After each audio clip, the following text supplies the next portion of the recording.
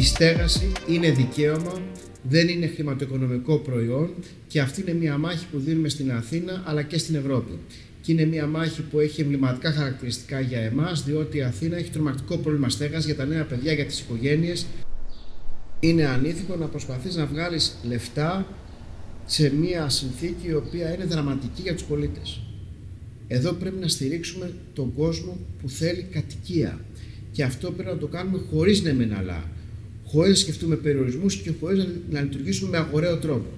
Να δώσουμε χρήματα όπως έχουμε δώσει χρήματα για την υγεία, για την παιδεία, για την κατοικία. Και αυτό πρέπει να γίνει, ξαναλέω, άμεσα, διότι το πρόβλημα είναι εκρηκτικό.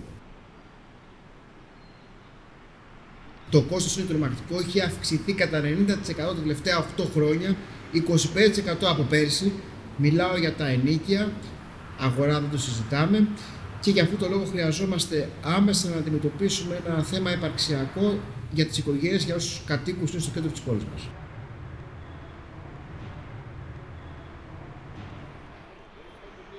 Έχουμε φτιάξει μαζί με αρκετούς δημάρχους από πρωτεύουσες σε όλη την Ευρώπη, κυρίως Ρώμη, Βαρκελόνη αλλά και Παρίσι, μια Ευρωπαϊκή Συμμαχία για την κοινωνική και προσιτή στέγη. Εκεί είπαμε ότι η Αθήνα θέλει συνολικά 1.000 κατοικίες. 1.000. Και προσδιορίσαμε μάλιστα ότι συνολικά στην Αττική υπάρχουν 500.000 κατοικίες κλειστές, μη ηλεκτροδοτούμενες, αχρησιμοποιητές, οι οποίες θα μπορούσαν στην πραγματικότητα να λύσουν το πρόβλημα.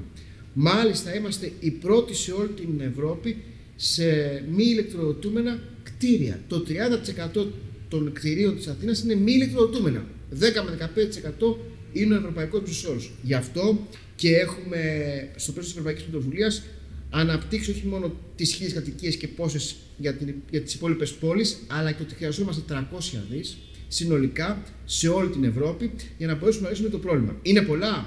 Σκεφτείτε ότι είναι τα μισά από το Ταμείο Ανάκαμψης και Ανθεκτικότητας. Χρειάζεται μια γενναία νομοθετική παρέμβαση και κίνητρα.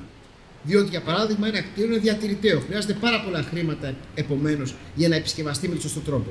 Άρα, χρειάζεται οικονομικά κίνητρα, έτσι ώστε οι ιδιώτες να έχουν λόγο να το ανοίξουν, να χρηματοδοτηθούν και να το δώσουν μετά σε ανθρώπους που έχουν περισσότερη ανάγκη. Σε ό,τι αφορά το Δήμο της Αθήνας, κάναμε μια χαρτογράφηση. Έχουν περίπου 500 κίνητα. Από αυτά βρήκαμε ότι υπάρχουν 16 συνολικά διαμερίσματα που μπορούμε να χρησιμοποιήσουμε με σχετικά λίγα χρήματα, 8 και 8. Είναι δύο σημαντικότητα πολυκατοικίες. Αυτές ξεκινάμε τώρα και φτιάχνουμε για να μπορέσουμε να έχουμε στη μία κοινωνική κατοικία, άστεγους και άπορους, στα υπόλοιπα 8 προσιτή κατοικία, δηλαδή χαμηλά ενοίκια, και νομίζω το επόμενο διάστημα θα μπορέσουμε να δώσουμε κλειδιά, αυτή είναι η ιστορία, σε αυτούς που το έχουν ανάγκη για να μπορούν να ζουν στο κέντρο της Αθήνας. The New York State Tenant Bloc is proud to endorse Zoran Mamdani for mayor. This is a campaign that from the very beginning has understood that a majority of New Yorkers are tenants, and we finally need to see city government that recognizes that. And the first step we take in doing that is by freezing the rent for more than 2 million tenants. I said I believe we can freeze the, make buses faster, deliver universal. You have my commitment, you have my word, and together on June 24th, we're going to win this race so that next year we freeze the rent. Τη στιγμή στη Νέα Υόρκη ο Μαμντάνι που κατεβαίνει δήμαρχος έχει πει αυτό ακριβώς. Θα παγώσω τις τιμές των ακινήτων και τα ενοίκια. Εμείς δεν μπορούμε να το κάνουμε σαν Δήμος της Αθήνας. Το προτείνουμε, το έχουμε προτείνει στην κυβέρνηση, όπως προτείναμε και με τη μελέτη φέρουσας ικανότητας και παγώσαμε τη νέα βραχυχρόνια μίσθωση σε συγκεκριμένες περιοχές Αθήνας, όπως την Πλάκα, στο Κουκάκι και άλλες όπου ήταν υπερκορεσμένες. Δεν έχουμε δυστυχώς τη δυνατότητα μόνοι μας να το προσεγγίσουμε το θέμα. Το θέλουμε και το χρειαζόμαστε, διότι διαφορετικά θα υπάρχουν τεράστιες κατοικίες, πολυκατοικίες, όπου θα ανήκουν σε φαν, τραστ και ό,τι άλλο φαντάζεστε, οι οποίες τάχα νοικιάζονται με πολύ ακριβή τιμή, δεν μένει κανείς μέσα, δεν αξιοποιούνται, αλλά εξυπηρετούν στην πραγματικότητα τα οικονομικά στοιχεία των πολυεθνικών.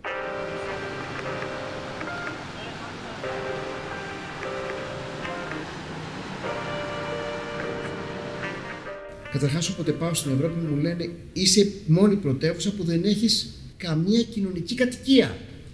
Στις υπόλοιπες πρωτεύουσες, στις μεγαλοπόλεις, φτιάχνουν τεράστια κτίρια, κοινωνικές κατοικίες από την κυβέρνηση με λεφτά της κυβέρνησης και δίνονται στους Δήμους. Μου λέει λοιπόν, έχετε προγράμματα και λέω 10.000 ευρώ για να γίνει ανακαίνιση στο σπίτι και μετά να την παραδώσει σε κοινωνική κατοικία, σε προσιτή κατοικία στην πραγματικότητα, σε χαμηλές τιμές. Και μου λέει 10.000 ευρώ, μήπως κάνεις λάθος, μήπως είναι 100.000 ευρώ. Λέω όχι, είναι 10.000 ευρώ. Και υπάρχουν, μου λένε, τέτοιοι άνθρωποι. Και η αλήθεια είναι ότι δεν έχουμε βρει, το πρόγραμμα δεν πάει καλά και αυτό δείχνει ακριβώς την προσέγγιση. Η προσέγγιση είναι στη λάθος κατεύθυνση. Κάποιοι βγάζουν πολλά χρήματα από αυτή την ιστορία. Γι' αυτό νομοθετεί η κυβέρνηση. Εμείς λέμε ότι πρέπει να νομοθετήσει για τους πολίτες της Αθήνας, έτσι ώστε η Αθήνα να μην γίνει ένα τεράστιο μόλ, η Αθήνα να μην είναι μόνο τουρίστες και να μην είναι μόνο φαν, τραστ και πολυεθνικές. Και για να γίνει αυτό, πρέπει να στηρίξει οικογένειες και νέους ανθρώπους. Πώς? Δίνοντάς τους κλειδιά. Χωρίς κλειδιά, δουλειά δεν γίνεται. 200 άτομα είναι εθελοντές, αλλά είναι και το Πανεπιστήμιο, είναι και το Κέντρο Υποδοχής και Αλληλεγγύης, είναι και το Street Group. Συνολικά κοντά στους 300 ανθρώπους, κυρίως νέα παιδιά, και θα μας βοηθήσουν ακριβώς να γυρίσουμε τους δρόμους της Αθήνας και να βρούμε τους ανθρώπους και να τους καταγράψουμε. Η Αθήνα έχει αυτή τη στιγμή πρόβλημα αστεγίας και μάλιστα μιλάμε για νέες μορφές αστεγίας που σχετίζονται ακριβώς με τα κόκκινα δάνεια, με ανθρώπους που κάνουν τα σπίτια τους ή και που δεν έχουν πια να πληρώσουν για να καλύψουν το ενοίκιό τους. Σκεφτείτε ότι σε κανονικές συνθήκες, σε κανονικές λέω, δίνεις περίπου το μισό μισθό σου για το ενοίκιο. Αυτό είναι κάτι τρομακτικό, είμαστε πρώτοι σε όλη την Ευρώπη. Κάναμε μάλιστα πρόσφατα καταγραφή και μοιάζει ότι έχει διπλασιαστεί ο αριθμός των αστέγων, η κρυφή αστεγία που προέρχεται ακριβώς από την τρομακτική πίεση για την κοινωνική στέγη. Εμείς έχουμε τότε μόλις για 200 κλίνες, όταν αυτή τη στιγμή μιλάμε έξω στον δρόμο είναι πάνω από 1.800. 1.800, 200 μόνο μπορούμε να καλύψουμε. Άρα χρειάζεται νέες μορφές οργάνωσης, κινηματικές εγώ το πιστεύω, για να μπορέσουμε να δείξουμε τον δρόμο. Ποιος είναι ο δρόμος?